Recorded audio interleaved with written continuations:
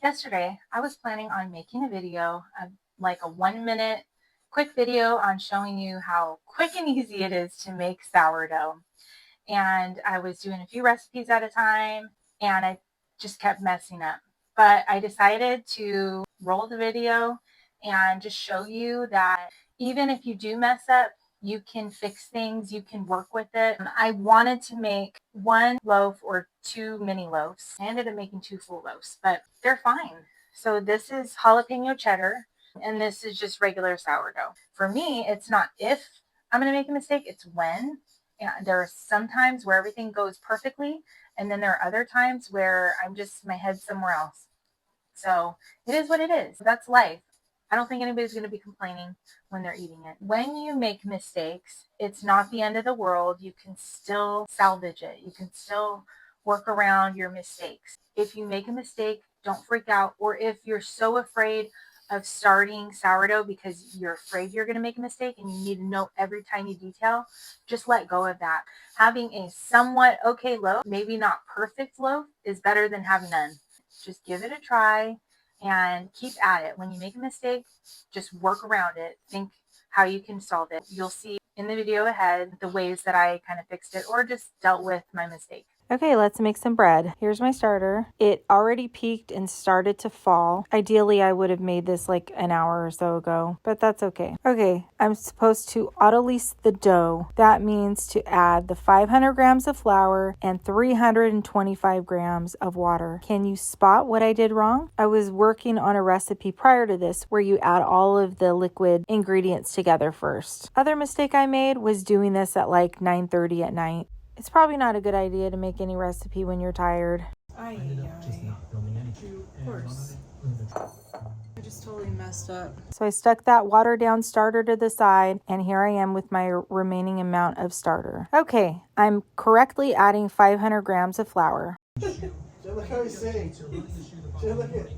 You're gonna look it. Okay, I'm busy. I'm making a video right now. One thing I hate, all the noise.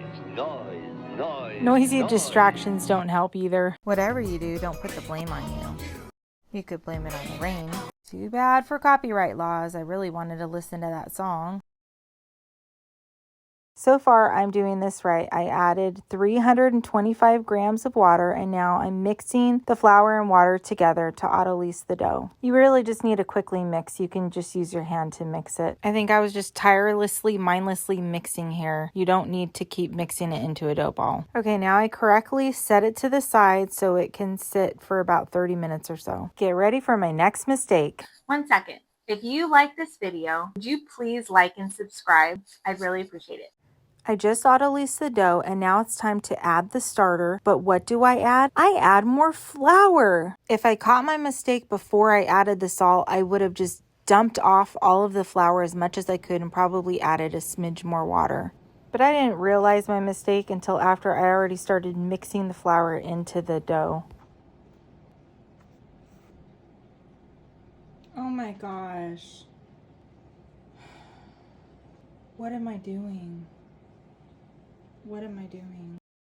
So now I am doubling the recipe. And in case you wondered, yes, I do like to talk to myself. So now I'm adding the sourdough starter. I'm supposed to add 100 grams of starter for 1 batch.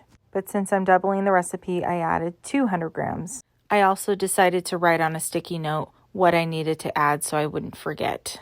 As I add the starter to the dough, there are tons of chunks of dried flour. I think because I just over kneaded the flour and water when I was just supposed to be autolysing it. So I'm going to have to work these out as I go.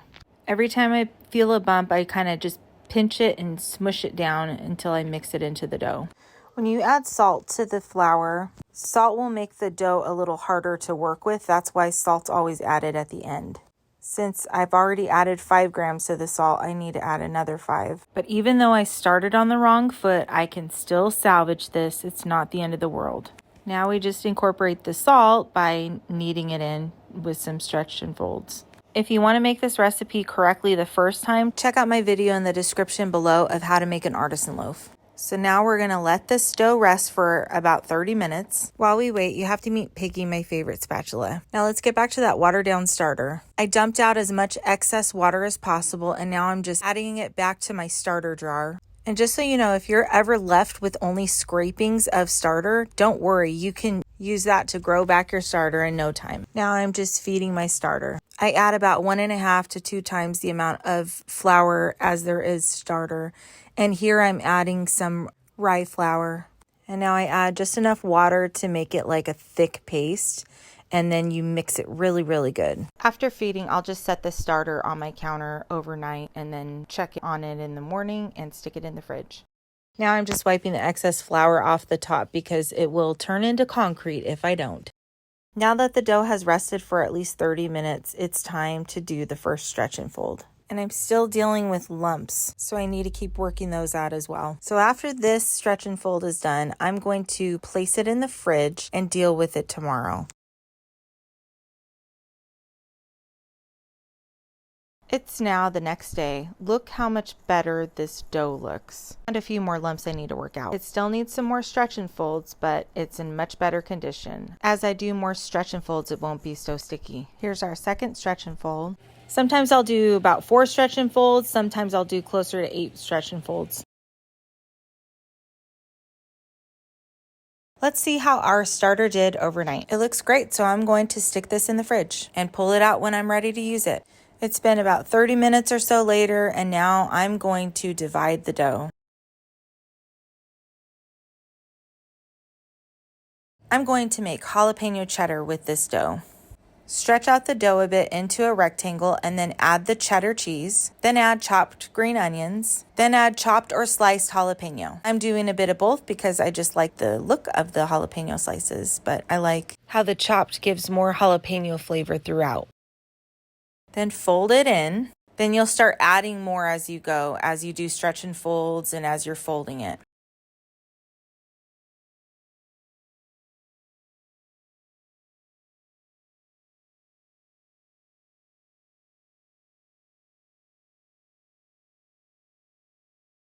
And then let it rest. Now I'm making just the standard artisan loaf for the second batch. And I just realized I only did like 3 stretch and folds for both loaves. You should really do at least 4, but I'm baking both. I preheat my cast iron skillets, my Dutch oven. My doggy wants to be nosy. Go. Go. Rice flour is great for decorating. Now I'll prepare the jalapeno cheddar loaf for baking. Just put regular flour so it won't stick to the surface. And I'm bringing the sides up and just kind of pinching them together so it can keep its structure. I really should have done a few more stretch and folds with this loaf, but it's still okay. It is quite sticky.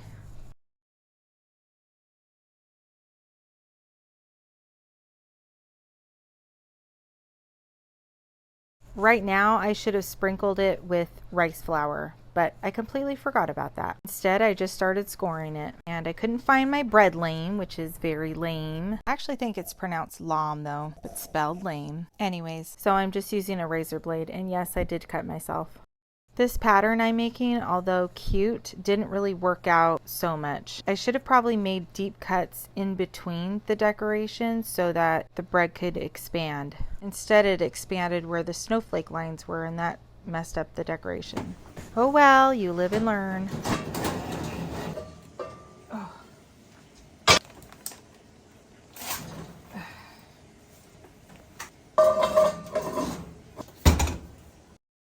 Bake for 35 minutes with the lid on, then about 10 minutes with the lid off. Now let's get the regular loaf ready for baking. I plump it up so it maintains its height. Now I remember to use the rice flour. It gives a good contrast for the scoring pattern. And it's much easier to brush off after baking than regular flour. I had the same problem with scoring this loaf too. I didn't really think it out. I should have given the bread space to expand besides through the snowflake pattern. Like maybe some deeper cuts in between the snowflake.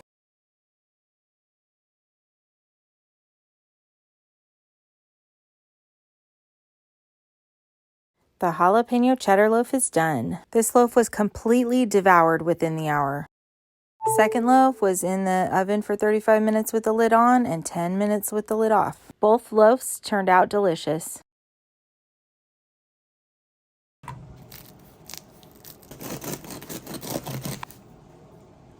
I hope this shows you to not be afraid of messing up sourdough. And in the end, if it really doesn't taste good, you could always turn it into breadcrumbs or croutons. My encouragement to you is just, okay. No. What? What? Tell me what? Tell me what? Use the stupid microphone. Microphone! And what else?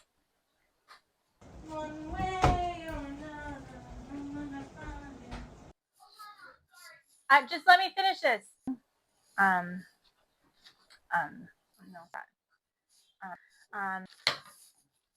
you're, oh my gosh, stop it. That's what I said. Enjoy my content, please like. Tell me right now, quick, so I don't roll 5,000 years. No. And if you're enjoying, please like and subscribe. Okay. Or if you're enjoying this content, subscribe. Not. Okay. Would you please consider liking and subscribing? Okay, stop and let me please like and subscribe. Please like it. If you're enjoying this content, please like and subscribe. There you go. You put my clothes in the dryer. No, I did not, but I can. Can you put all of them except? Thank you so much for watching.